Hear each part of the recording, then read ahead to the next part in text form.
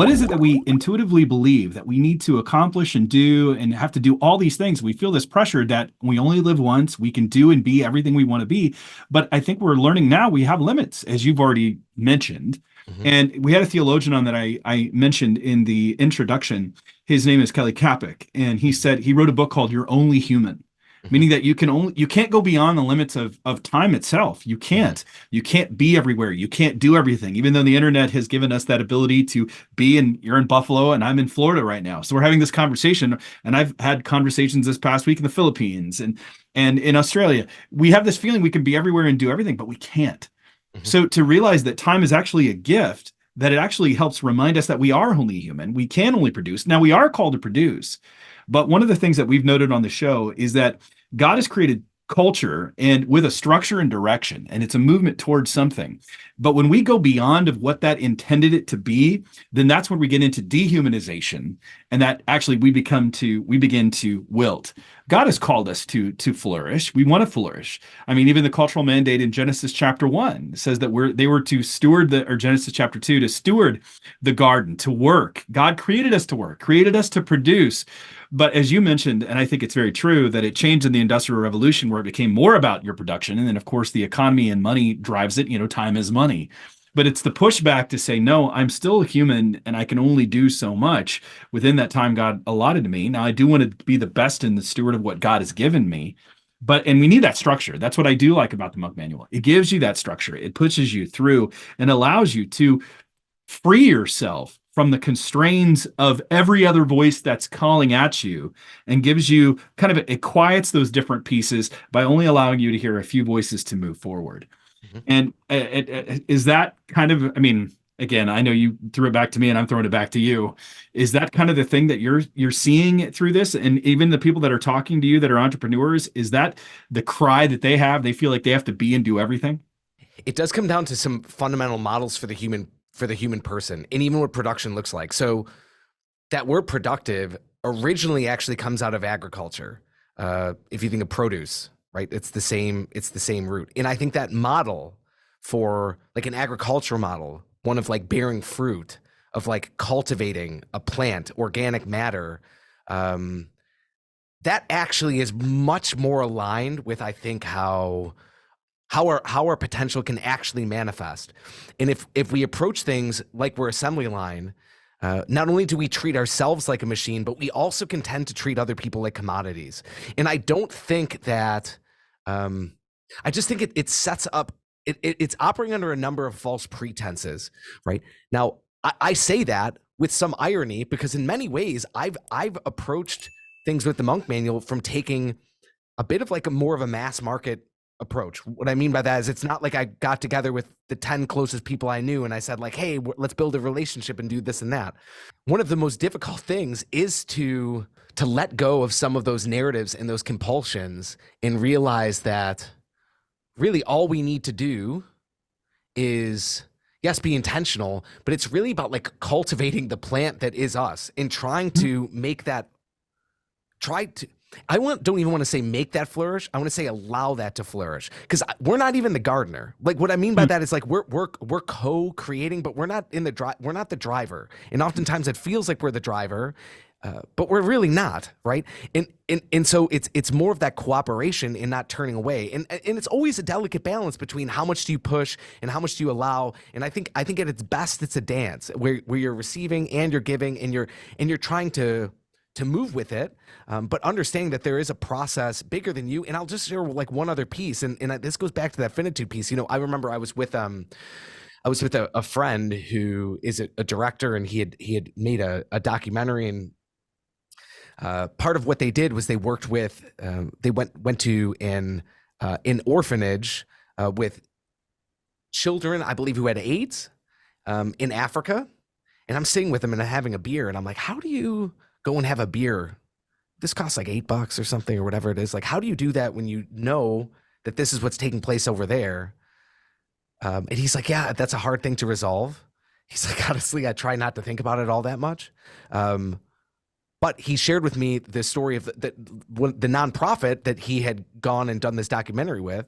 He shared a story. He shared what that founder had shared with him, which was like, look, I'm not God.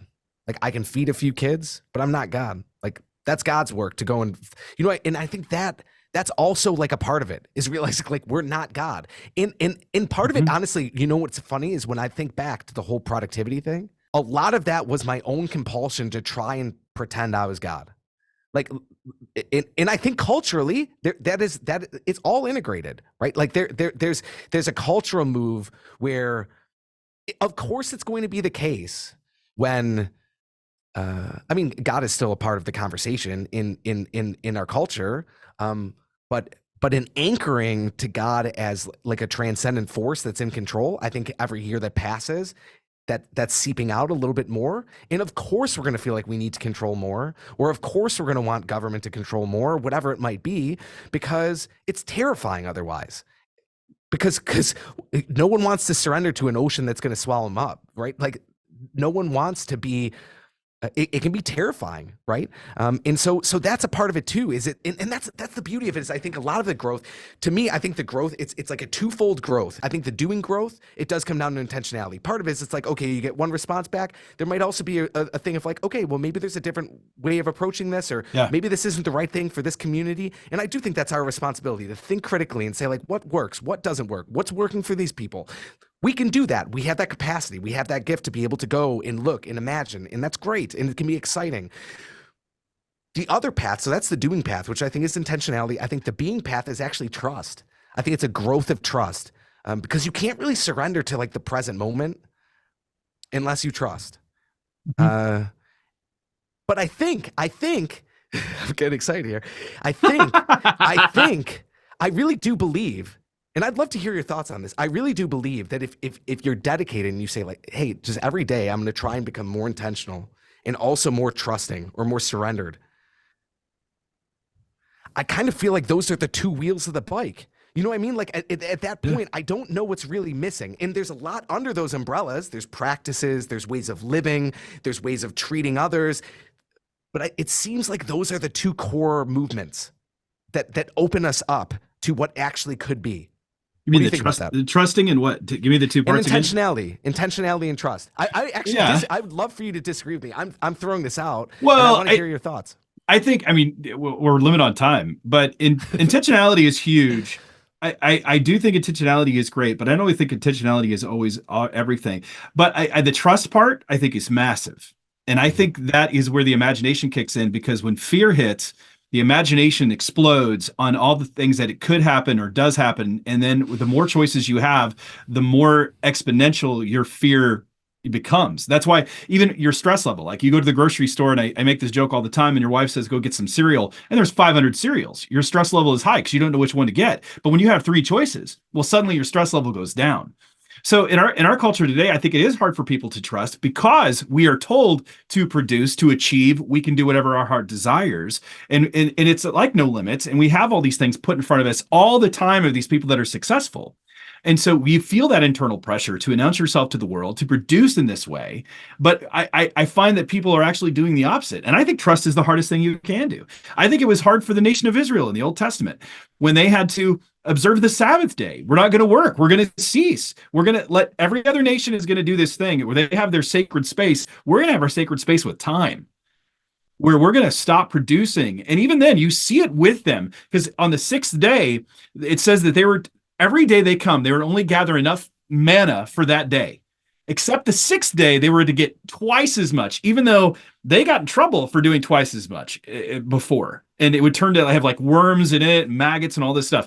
So then this other day, he's like, okay, I wanted you to come and just get enough for every day. But this day, I want you to get this too. You can get double. And then you can't come back the next day. Well, of course, people come back the next day because they can't trust. I think we always have a trust problem. I have a trust issue. I mean, I talk about this all the time because we know of the failures. We know of what does that mean to trust? How do I trust? And that's why the scripture says, trust in the Lord with all your heart and lean not on your own understanding. In all your ways acknowledge him and he will direct your paths. But what does that mean? And in a daily way. This is why it's our daily bread. So I think there is an intentionality to it.